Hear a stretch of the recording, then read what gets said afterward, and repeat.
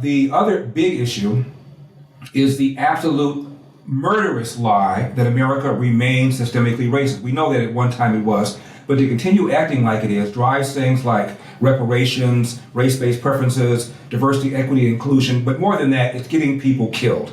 It's called the George Floyd effect or the Ferguson effect, and that's a phenomenon of cops pulling back from their normal proactive policing so that in the last several years, there are literally thousands of people, I call them excess casualties, who are dead or who have suffered from violent crime, who otherwise would not have suffered if the police had done their normal proactive policing. And the people, by the way, who are these excess casualties are the very black and brown people that people on the left purport to care about, which is a common theme, by the way, in my candidacy. And then there's the absolute disaster of urban education in America, where, just to pick two cities, Baltimore, 13 public high schools, I kid you not, where 0% of the kids can do math at grade level. Another half a dozen where only 1% can. Chicago, 53 government schools, 0% of the kids can do math at grade level. Nationwide, there's something called the America's Report Card. I think it stands for National Assessment of Educational Policy, the America's Report Card. 85% of black eighth graders, these are 13-year-old kids, can neither read nor do math at grade level. Half can do basic reading. But the Democratic Party, because their largest funder is the teachers union, adamantly opposes school choice. As the elites like Barack Obama, Joe Biden, Elizabeth Warren send their own kids to private schools, but they're denying black and brown kids the opportunity to do the same thing, even though polls show in the inner city, black and brown parents want school choice. So if I can talk about those issues and get them front and center, Dave, I will feel that I've given back to my party, and more importantly, I will feel that I've given back to my country.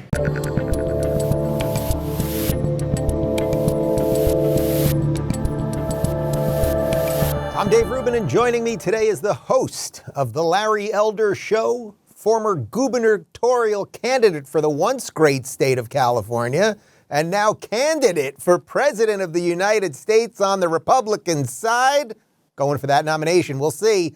My old friend Larry Elder, welcome back to the Rubin Report. Dave, thank you so much for having me. I cannot tell you how many people on the campaign trail, particularly young people, tell me that they discovered me when you interviewed me some years ago. Well, it goes both ways, my friend, because many people discovered me when you beat me senseless and all that stuff. Everyone knows about that. Is there anything else you want to say about that moment that you force-fed me the red pills? Is there anything that has not been said about that at this point? I guess nothing other than this, Dave. One of the reasons I'm running is because of the way we're at each other's throats. We, meaning half the country versus the other half of the country. My mother, I think you know this, was a lifelong Democrat. She was a regular feature on my radio show. And my dad was a lifelong Republican.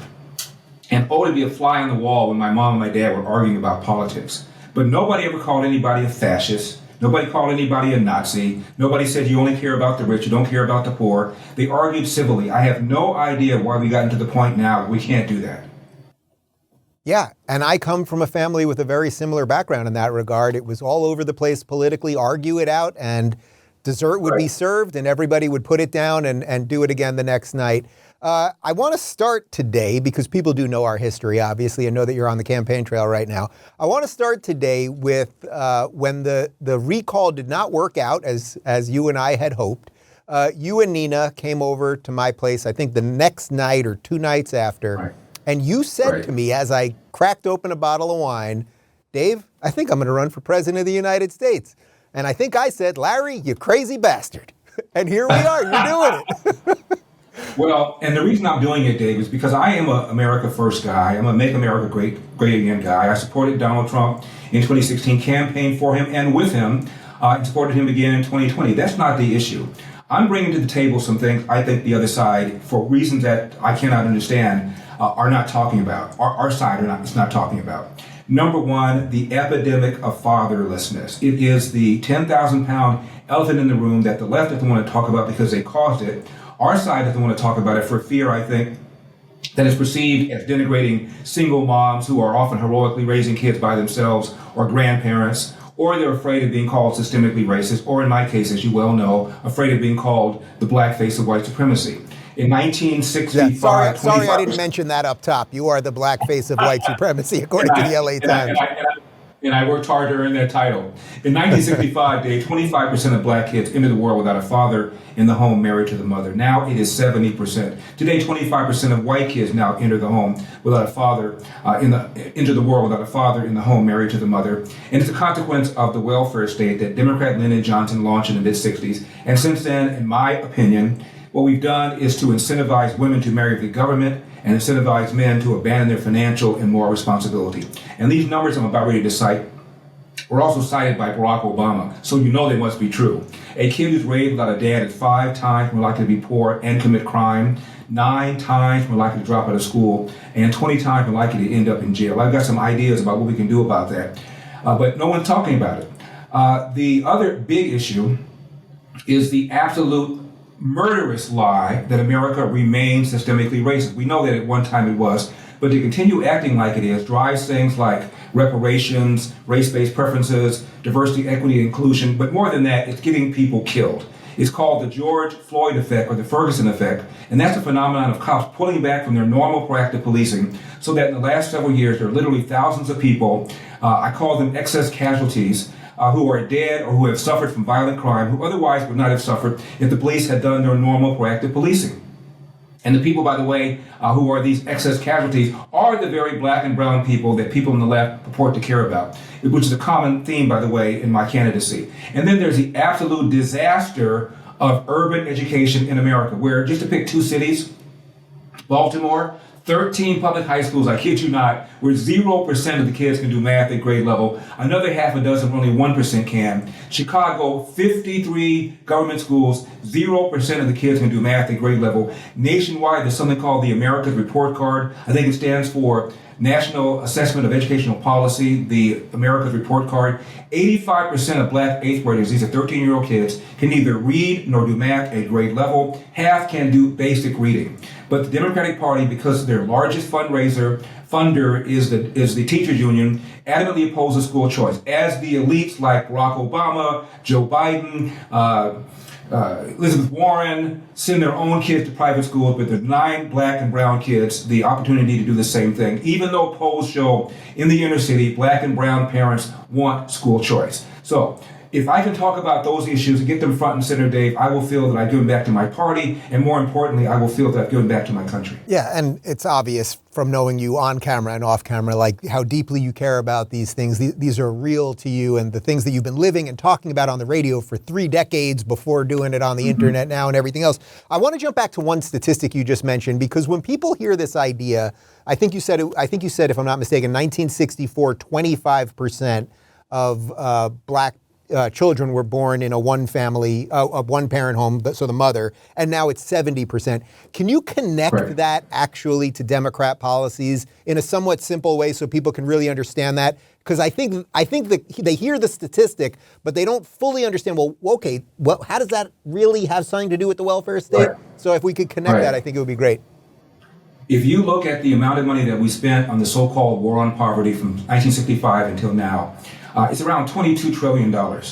If you look at the trend line of kids born outside of wedlock, it parallels that trend line. So in my opinion, there is a connection. And again, it was Lyndon Johnson, a Democrat, who launched the so-called war on poverty. And his goal was to provide a temporary basis for people to escape poverty. I don't believe he understood that it was going to create a dependency. There was a poll in the LA Times in the 80s where people who are poor and on welfare were asked, do you believe that welfare is a stepping stone towards independence? Or do you believe that welfare is a crutch that makes you dependent? More called it a crutch, 41%, than called it a stepping stone towards independence, 31%. There's an interesting book called The Tragedy of American Compassion by a guy named Marvin Olasky. And he looks at people during the Great Depression who were eligible for benefits, for the New Deal benefits, but for whatever reason, reasons of pride, self-sufficiency, did not take them. And looked at those families 20 years down to find out which ones were better. And not too surprisingly, the family that did not take the welfare were far better off than the family that did take the welfare. FDR even called welfare his New Deal, which he thought was going to be temporary. a, quote, subtle narcotic, close quote, that traps people into dependency. This is an age-old problem. Alexis de Tocqueville, wrote about it in a book called Memoirs on Pauperism. He was wealthy, was able to travel around the world, which was unusual in those days. And he went to England, which at the time was the wealthiest country in the world. And he saw that there were many, many beggars on the streets, more than anywhere else he had been. He thought that was a conundrum. It turned out that London, England, was the first state to provide no questions asked welfare. And as a result, there were far more people who were dependent on welfare than other states did not provide it. It's just human nature. Slovenly behavior, if subsidized, becomes more slovenly. You see that with homelessness. You see that with all sorts of things. And you certainly see it with people being incentivized to have children without a man being in the home. You know, I think I said this when I helped campaign with you. You know, in some ways it's ironic because I know you want to live in a post-racial world. In many ways we do. And yet so much of what you talk about is addressing these perceived racist issues that there's a bit of a, I suppose, a catch-22 in there. Are you worried that no matter how much you lay out these ideas, and clearly, just from our conversations, the millions of people who have been enlightened by this stuff, you're affecting a certain amount of people, but that for whatever reason, all-time low black unemployment under Donald Trump, that, you know, black males, I think it was 7% that voted for Donald Trump, and I think females were 4%, that for whatever reason, that thing has been so lodged that it may be an intractable problem politically? I don't think so. In fact, the numbers are this. Donald Trump got 8% of the black vote in 2016. He got 12% in 2020, a 50% increase, but 20% of black males voted for him, and I believe for the reason that you mentioned. Best economy ever for blacks. He pardoned the first black heavyweight champion, Jack Johnson. He did the First Step Act that allowed some almost 5,000, mostly black men, have their sentences reconsidered and reduced, an average of around 70 months. He secured the borders. The group most hurt by illegal alien labor are black people living in the inner city because most of the illegal aliens have very little education, so they compete against them. The one study done by the Civil Rights Group found, Dave, that about 1 million more blacks would be working if it weren't for the presence of illegal alien labor. And illegal alien labor puts downward pressure to the tune of almost $1,800 per year on the salaries of people living in the inner city. And Donald Trump supported school choice, which, as I mentioned, most black and brown parents in the inner city want. So I think if you lay out the facts, lay out this fact too. A young black man, and I consider this to be young since I'm 71 years old, age 10 to 43, is 13 times more likely to be murdered than a young white man in the same demo. Nationwide, 60% of the homicides, the shootings, and the robberies are committed by blacks, mostly young black men. Unless you're prepared to say that blacks are just genetically inclined to be criminals, you have to ask yourself what the devil is going on. And I say that to people who are upset with me when I talk about race being no longer a major problem in America. What's your analysis of why black people are doing this? And the answer is the breakdown of the nuclear intact family. You do not find this kind of criminality when people come from nuclear intact families. There's a left-wing publication called The Atlantic, and a few months ago, they had this long, very interesting article about all the decisions a young couple makes when they have a kid, whether from what to name him or her, what color to paint the nursery. The most important decision is whether you're able to live in a neighborhood with a majority of two-parent households. Even if you are a single-parent household, said the article, you're going to benefit by being around families that have two parents in the household. What does that tell you? The most left-wing popular think tank in America is the Brookings Institution. They have a researcher named Isabel Sawhill, Sawhill, done a lot of research on the importance of being raised by two-parent households and laid out all the stats we talked about at the top of your show. Yeah, it's so interesting. My parents still live in the house that I was brought up in, that they bought in 1979. They've been married over 50 years. My mom, I'm the oldest of three. My mom stopped working when I went to school, so she made us, breakfast, lunch, and dinner, obviously, was home when we came home from school. And then when my sister, who's 11 years younger than me, when she was out of school, my mom went back to work. And they have three, I'd like to think relatively functioning children. So it's basically what you're saying is we all know it to be true, but a whole bunch of people are kind of afraid. Let's talk a little bit, or at least afraid to say it. Let's talk a little bit about what's going on the campaign. Because right now, to get into the first debate, you need 40,000 individual donors. You don't quite have that yet. You're on your way there, and I hope that this show will get some people to chip in, and we'll link to that down below. But you do qualify by where you're polling at, so you just need a few more donors to get in there. Can you just talk about what your strategy has been going out there talking to people? I see you on the ground with a lot of folks all the time, taking questions, smiling, all kissing babies, all the stuff. Well, my strategy is to get on as many programs as yours, to tell people exactly what I need. I've done a lot of Fox, I've done a lot of Newsmax, a lot of News Nation. I just did that yesterday. To tell people I need 40,000 individual donors. The amount can be as small as $1, and all you have to do is go to my website, larryelder.com. The criteria are at least 1% in the polls and 40,000 individual donors. And frankly, I'm kind of surprised it's been that difficult to do. I got 3.5 million votes when I ran for governor. On the replacement side, California has 58 counties that carry 57. The only one I lost was San Francisco, and I lost that by 149 votes. I raised more money than all of the other 45 rival replacement candidates combined, more than all of the Republicans combined, yet it's been very difficult. I think because of the presence of Trump and DeSantis, I think a lot of people feel that they're likely to be the nominee and they don't want to, quote, waste their money, close quote. But as I said earlier, even if you want somebody else, at the very least, don't you want me to be talking about the issue of fatherlessness, the lie that America is systemically racist, the need for school choice? We also have on our website, Dave, a model legislation that states can adopt to set up commissions of retired judges, retired lawyers, to get retired DAs rather, to get rid of these soft on crime George Soros-backed DAs that are all over the place. They're in San Francisco, or at least they used to be until the guy was recalled. LA, been 2 attempts to recall George Gascon. In Philadelphia, there's been an impeachment of the George Soros-backed DA, but the Senate refused to take up the trial. They've got him in Des Moines, Iowa. Of course, they got one in New York. And this commission would allow citizens to file complaints and allow the commission to hear the complaints and, if necessary, to recommend the removal of that George Soros-backed DA. And finally, I'm arguing this.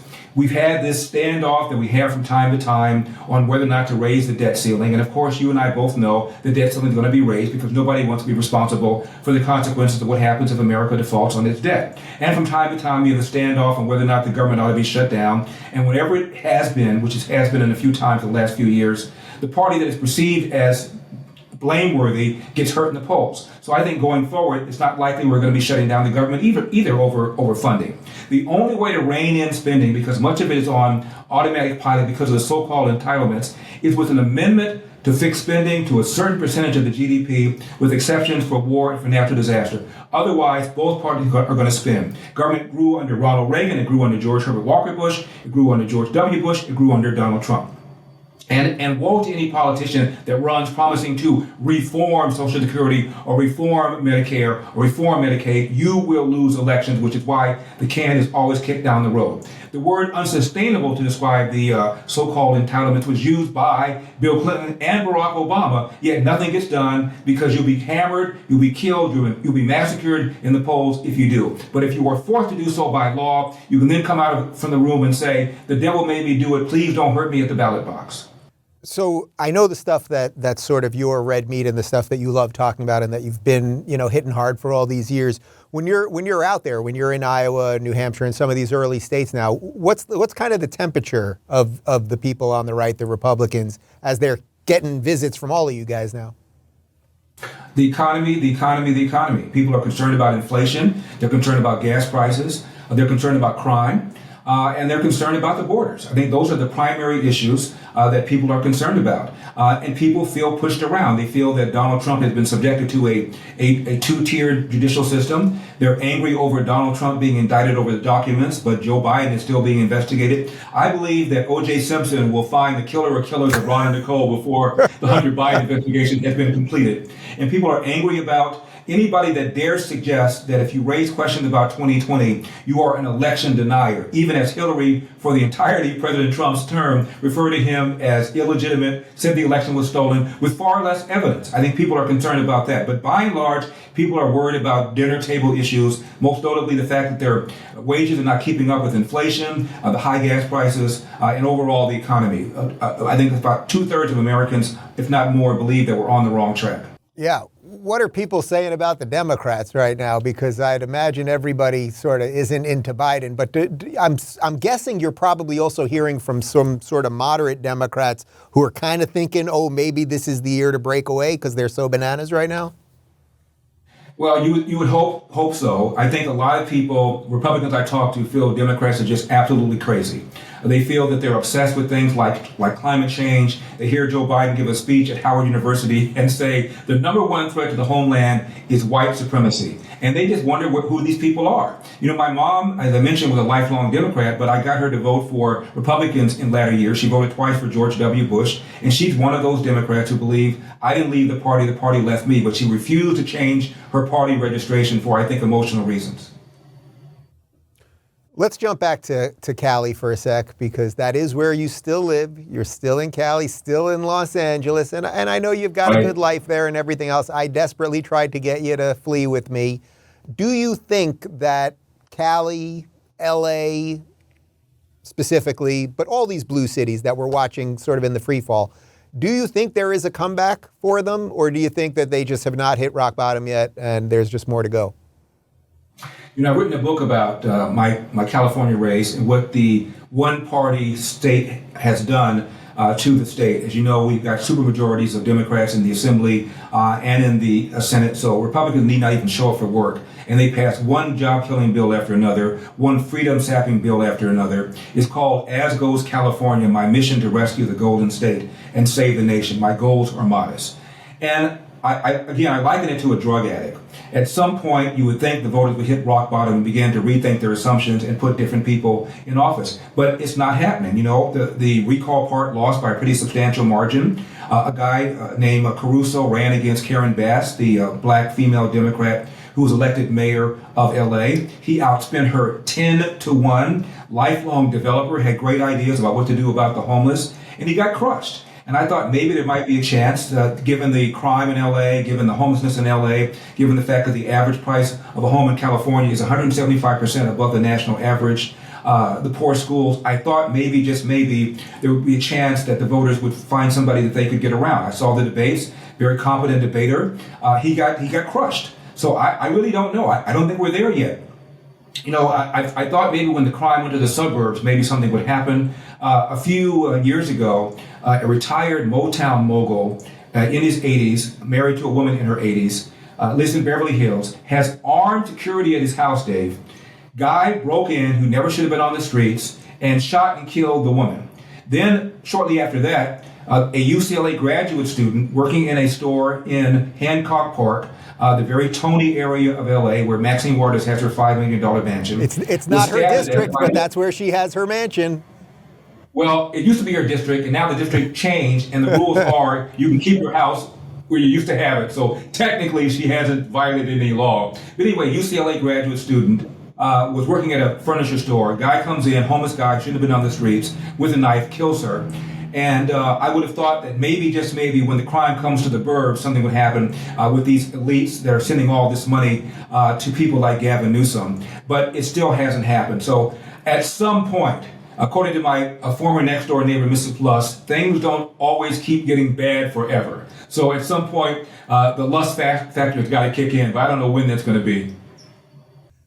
We only have a couple of minutes left. Let's just talk a little bit about the ins and outs of what's going on with the Republicans, because you mentioned the big two. Obviously, it's Trump and DeSantis. As you're watching them kind of go at each other, you know, you can sort of somewhat sit it out. But what do you make of the brewing war there? It's a damn shame. I mean, you know where I'm at, kind of, and how I fled so publicly to Florida. But I did support Trump. I love you. Like, you know, I want you on that debate stage and all this stuff. But what do you make of just like the war that's brewing right now? Is this just politics and we all got to get past it?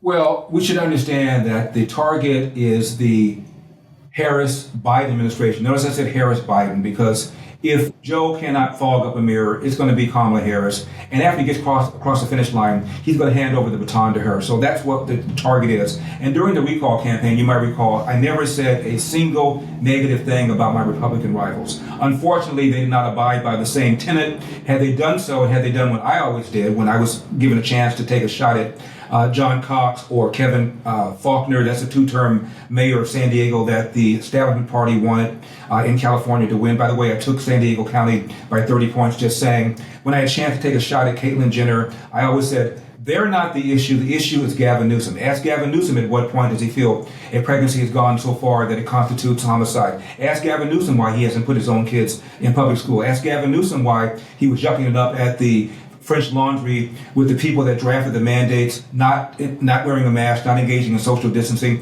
Same thing here. The target is the inflation. The target is the crazy borders. We're going to have about 8 million illegal aliens in the country by the end of his first term. Lord knows how many more by the end of his second term. The war on oil and gas has caused our gas prices to go up. All the spending, the illegal debt forgiveness, and the denigration of police officers.